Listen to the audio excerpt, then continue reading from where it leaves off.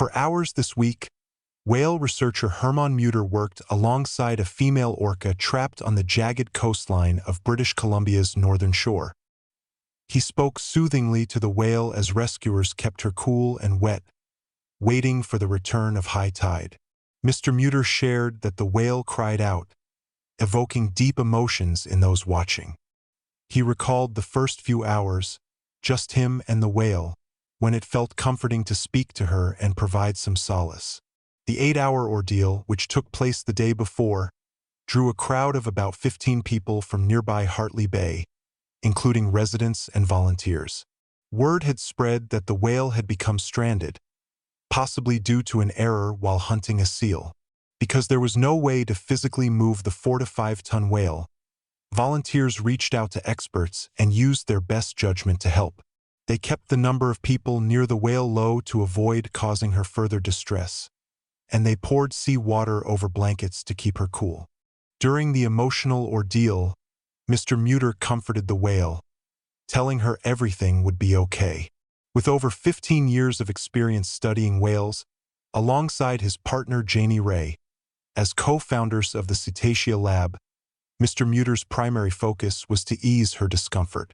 Bettina Sayer, the vice president for Ocean at WWF Canada, was also in the area and watched from a boat near the stranded orca. She described the distressing vocalizations the whale made and noted how emotional the experience was for everyone involved. Marvin Robinson, a counselor from the Hartley Bay Band, learned of the situation via marine radio and arrived with several others. He had previously been close to orcas but had never experienced such a situation.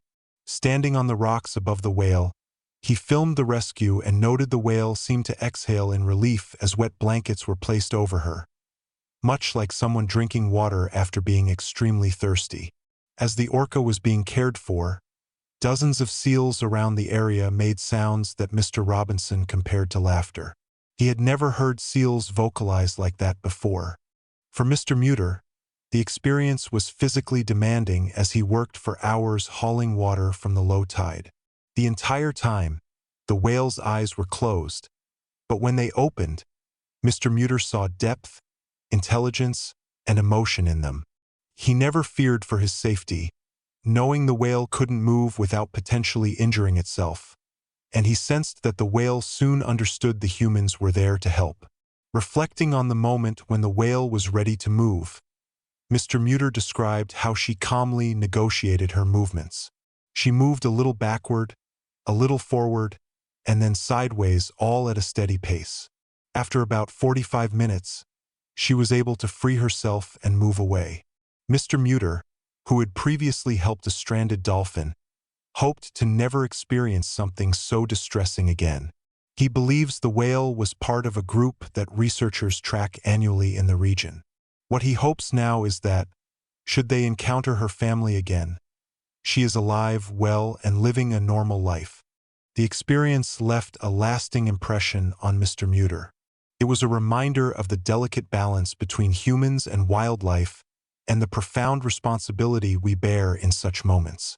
As he watched the whale swim away, he couldn't help but reflect on the deeper connection between species, knowing that his actions had helped preserve a life.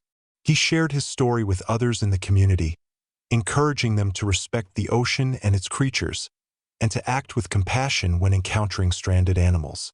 Mr. Mutter hopes his efforts, along with those of countless others working in marine conservation, will continue to protect these magnificent creatures for generations to come. And, while he might not seek out these intense encounters again, he remains ready to help whenever and wherever he's needed, knowing that every life, no matter how large or small, is worth saving.